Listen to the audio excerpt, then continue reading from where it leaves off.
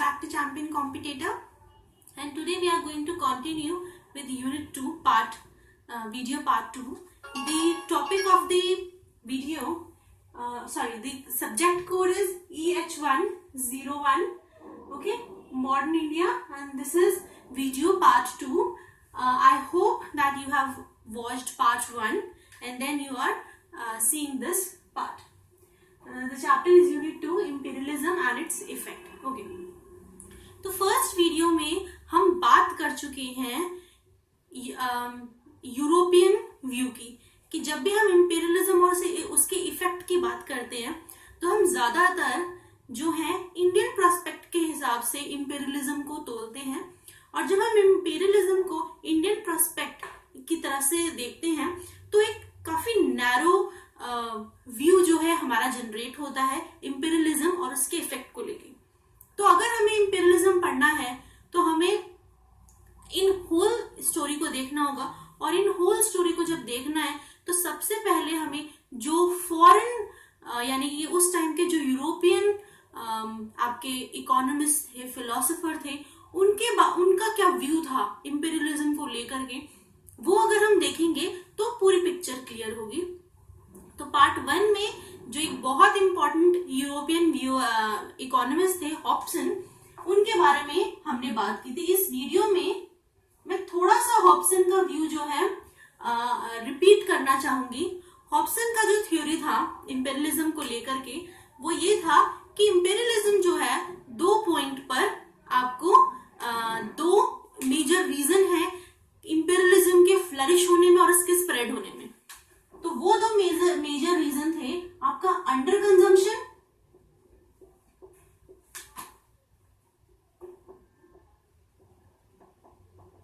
और जो दूसरा आपका रीजन था इंपीरियलिज्म के स्प्रेड होने के लिए, वो था ओवर सेविंग। मेरे ख्याल से आपने वीडियो 1 देखी होगी, तो उसमें मैंने अच्छी तरीके से अंडर कंजम्पशन और ओवर सेविंग को एक्सप्लेन किया है। अंडर कंजम्पशन मतलब क्या होता है कि जब किसी कंट्री में इतने ज्यादा गुड्स प्रोड्यूस होते हैं कि वहां के जो कंज्यूमर्स हैं, इधर वो उस प्रोडक्ट को खरीदना चाहते हैं but they are short of money, उनके पास उतना पैसा ही नहीं है कि वो सारे गुड्स को कंज्यूम कर सके। डोमेस्टिक मार्केट जब प्रोडक्शन को पूरी तरह एब्जॉर्ब नहीं कर पाती है, तब उस मार्केट में अंडर कंजम्पशन देखने को मिलता है।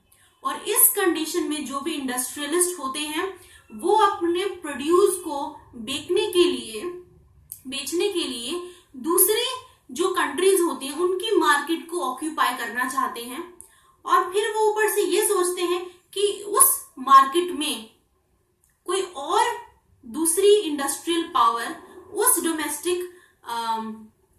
उस फॉरेन डोमेस्टिक मार्केट को में अपने प्रोडक्ट्स ना बेच सके, कंपटीशन कम करने के लिए वो उस कंट्री को पॉलिटिकली और इकोनॉमिकली जो है कंट्रोल करते हैं, ताकि वहां की मार्केट सिर्फ उनकी गुड्स को ही अब्सॉर्ब कर सके। फिर इतना सारा सामान बेचते हैं, इतनी सारी गुड्स जो है वो उनकी खपत होती है अपनी खुद की मार्केट में थोड़ी बहुत, और जो भी उन्होंने फॉरेन कॉलोनी बनाई है वहां की जो मार्केट है वहां पर जब इसकी खपत होती है तो उनके पास एक सरप्लस जनरेट हो जाता है, एक बहुत ओवर सेविंग जनरेट हो जाता है, और उस ओवर सेविंग को वो फिर इन्वेस्ट करना चाहते हैं, और उस इन्वेस्टमेंट के लिए उनको नई कॉलोनीज चाहिए। तो ये हॉब्सन की थ्योरी थी। तो ये इस तरीके की विशियस साइकिल है कि under consumption colonialism, over saving colonialism. Okay, तो अब ये साइकिल याद कर सकते हैं। अंडर कंजम्पशन की वजह से आपका कॉलोनियलिज्म है, और ओवर सेविंग की वजह से फिर से आपका कॉलोनियलिज्म है। यानी इन दोनों को गुड्स को एब्जॉर्ब करवाना है तो कॉलोनीज चाहिए, और जो अपने पास बहुत ज्यादा मनी जनरेट हो गया उस मनी को इन्वेस्ट करने के लिए भी हमें कॉलोनीज चाहिए। तो ये था हॉब्सन का व्यू। आइए इस वीडियो में हम बात करते हैं बाकी यूरोपियन व्यूअर्स की, बाकी जो यूरोपियन इकोनॉमिस्ट थे वो क्या सोचते थे।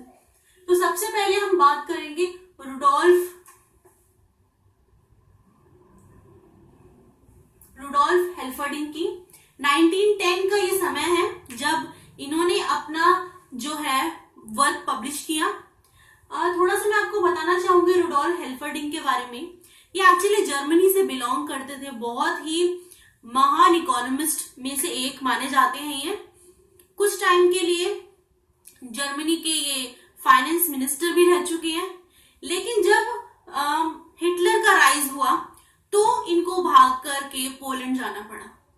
पोलैंड में, और फिर आपको पता है जब वर्ल्ड वॉर 2 हुआ तो जर्मनी ने पोलैंड पर अटैक किया, और जब पोलैंड को कॉन्कर किया तो बेचारे इन हेल्फर्डिंग को उन नाजीज जो थे आपके सोल्जर्स थे उन्होंने कैप्चर किया और इनको मार डाला गया।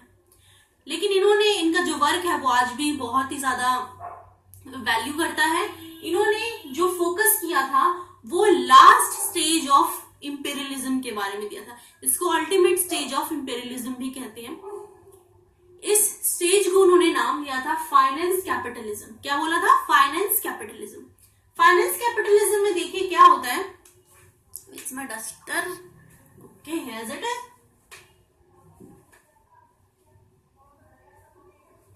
ओके, तो अब देखते हैं कि फाइनेंस कैपिटलिज्म में क्या होता है। फाइनेंस कैपिटलिज्म में एक्चुअली क्या होता है कि ये आपका बहुत बड़ा कोई फाइनेंशियल सोर्स है, जैसे कि बैंक है आपके, कोई फाइनेंशियल इंटरमीडियरीज हैं जो इंटरेस्ट पे पैसा प्रोवाइड करते हैं। तो ऐसे financial institutes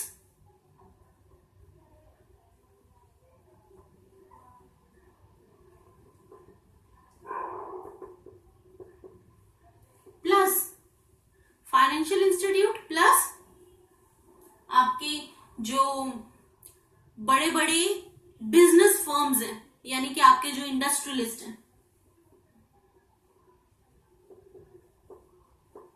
so financial capitalism की स्टेज पर जो फाइनेंशियल इंस्टीट्यूट्स जैसे कि बैंक्स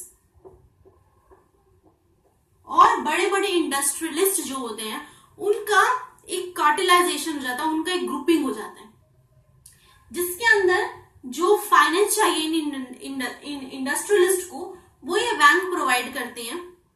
और उस कैपिटल का इंटरेस्ट पे करने के लिए इन इंडस्ट्रियलिस्ट को और कॉलोनीज चाहिए और मार्केट चाहिए अपना प्रोडक्ट बेचने के लिए, जिस वजह से वो फॉरेन कंट्रीज को कैप्चर करना शुरू कर देते हैं, यानी कि उनका कॉलोनिज्म का प्रोसेस स्टार्ट कर देते हैं। ठीक है, तो ये जो था आपका जो थ्योरी था इसको बोलते हैं फाइनेंस कैपिटलिज्म, और ये आपका रुडोल्फ हेल्फर्डिंग ने दिया। ठीक है, इनके जो वर्क है रुडोल्फ हेल्फर्डिंग के, उसको सपोर्ट किया वी.आई. लेनिन ने 1960 में। He also wrote some work. अगर आपको वी.आई. लेनिन के बारे में थोड़ा पता है, आपको वर्ल्ड हिस्ट्री के बारे में थोड़ा पता है, तो वर्ल्ड हिस्ट्री में आपको पता है कि रशियन रेवोल्यूशन के जो फादर बोलते हैं वो वी.आई. लेनिन है। इनको एक्चुअली वर्ल्ड वॉर 2 के टाइम में वर्ल्ड वॉर 1 के टाइम में जो अमेरिका है उन्होंने रशिया में एक्सपोर्ट करवाया था। इनको जो वी.आई. लेनिन है, इनको राजद्रोह के जुर्म में रशिया से बाहर निकाल दिया जाता है। तो जब रशिया वर्ल्ड वॉर 1 में बहुत ज्यादा लड़ाई करती है तो उस टाइम पे अमेरिका अपना एक पत्ता खेलता है और वी.आई. लेनिन को किसी तरीके से रशिया में वापस लेके आते हैं। और उस टाइम पे जो लेनिन है अपने वर्क से, अपनी टॉक से जो लोग हैं उनको इन्फ्लुएंस करते हैं कि इंडस्ट्रियलिस्ट और ये जो इंपीरियलिस्टिक नेचर के जो लोग हैं सोसाइटी में, ये वॉर कर रहे हैं अपने मतलब के लिए। वर्ल्ड वॉर एक्चुअली में है कि वर्ल्ड वॉर 1, वर्ल्ड वॉर 2, आप कुछ भी देखिए, सब कुछ इंपीरियलिस्ट आपका एक्सपेंशन का उसका बेसिक रीजन है। तो उन्होंने वहां के लोगों को अच्छे से बताया कि ये जो जितने भी वर्ल्ड वॉर हो रहे हैं इसमें एक्चुअली अल्टीमेट लॉस हमारा है, लेकिन फायदा अगर हम जीतते हैं तो हमारा नहीं है, वो उन इंपीरियलिस्ट पावर्स का है, उन इंपीरियलिस्ट सोर्सेस का है जो आगे जाकर के इससे बेनिफिट ड्रॉ करेंगे। And we are the common people and we are the sufferers who are getting nothing but just pain and terror. Okay, so he is the one who is the father of Russian revolution. और उन्होंने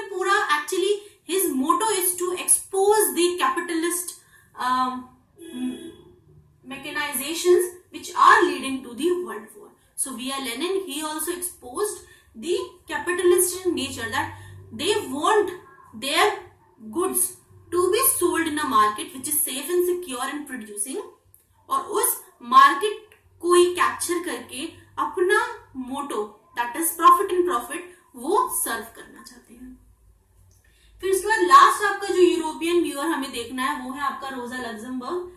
रोजा Luxembourg actually ये भी आपका ये थी तो किसी दूसरी कंट्री की, लेकिन ये जर्मनी में जाकर के सेटल हो जाती हैं, और जब नाजीज अटैक होता है तो इनको भी नाजी सेना द्वारा इनका भी ग्लूटेनाइजेशन कर दिया जाता है। ग्लूटेनाइजेशन आप समझते हैं, जिसमें गर्दन जो है वो शार्प ब्लेड्स के बीच में रख करके उसे कट कर दिया जाता है, ठीक है। तो इस तरीके से वहां पे रशिया में यही करते थे।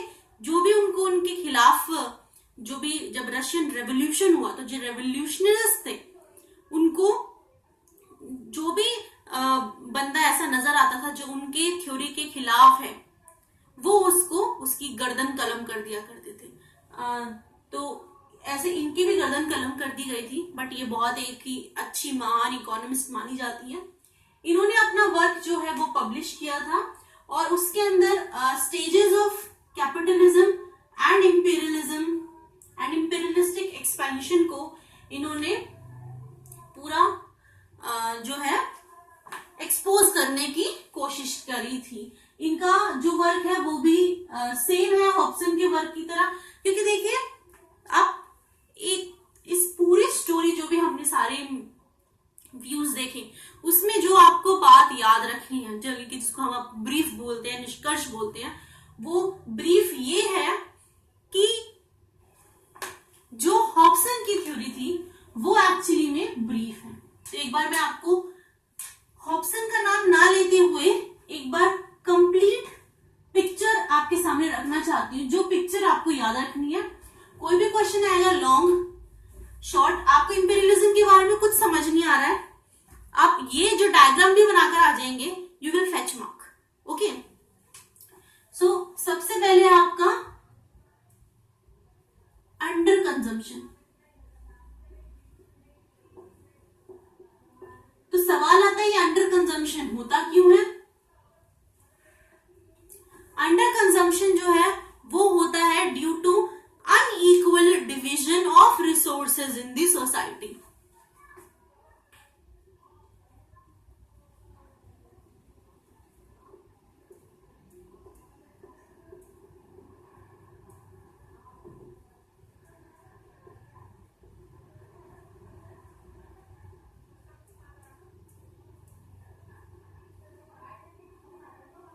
सोसाइटी में अनइक्वल डिस्ट्रीब्यूशन होने के कारण आपके जो है एक ब्रांच के पास एम्पल ऑफ रिसोर्सेज है, एम्पल ऑफ मनी है, और दूसरा आर्म है, उस आर्म के पास बहुत थोड़ा पैसा है जिसके अंदर उसको अपनी 3 टाइम की रिक्वायरमेंट पूरी करनी है, वो भी वो ढंग से नहीं कर पाता, जिस वजह से वो पार्ट जो है वो जितना सोसाइटी में गुड्स प्रोड्यूस हुए हैं उनको कंज्यूम नहीं कर पाता है, which ultimately lead to under consumption. Under consumption की वजह से जो कैपिटलिस्ट हैं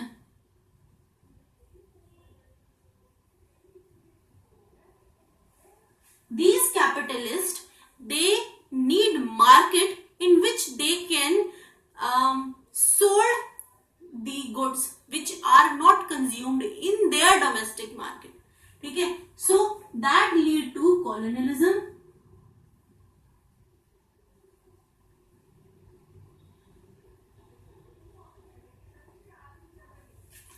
once ओके अब ये देखिए ये जो कॉलोनिज्म है ये हम यहाँ पे एक बात करें, एक इंडस्ट्रियल हाउस था जिसकी गुड्स प्रोड्यूस नहीं हो पाई। अब इस तरीके से बहुत सारे इंडस्ट्रियल हाउस हैं जिनकी गुड्स प्रोड्यूस नहीं हो पाएंगी, और बहुत सारी इंडस्ट्रियलिस्ट कंट्रीज हैं जिनके इंडस्ट्रियलिस्ट जो हैं चीजों को कंज्यूम नहीं करवा पा रहे हैं। So there would be a race for colonialism.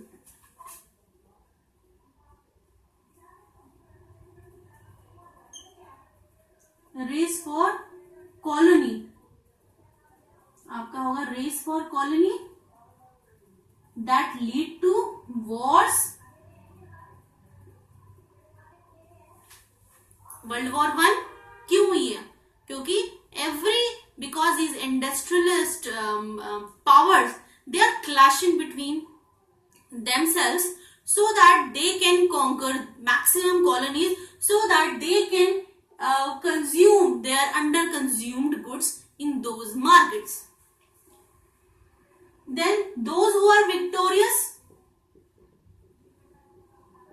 will get new market,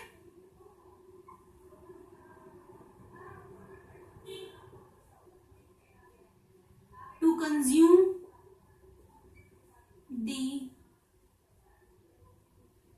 goods. Then because अब वो जीत गए हैं कॉलोनीज और उनके उन कॉलोनियल मार्केट में उनके गुड्स बिक रहे हैं, तो उनके पास ओवर सेविंग होगा। इस ओवर सेविंग को इन्वेस्ट करना उनके डोमेस्टिक कंट्री में तो पॉसिबल नहीं है, और ये जो दूसरी कॉलोनीज है जहां पर वो एक्चुअली अपनी गुड्स को बेक रहे हैं, वो भी एक सैचुरेशन लेवल तक आ जाएंगी कि वो भी अगर और ज्यादा गुड्स प्रोड्यूस होंगी तो उनको एब्जॉर्ब नहीं कर पाएंगी। ठीक है, so the domestic market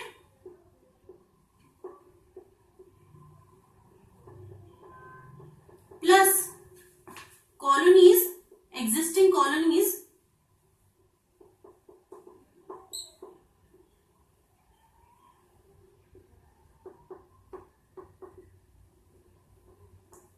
not able to absorb excess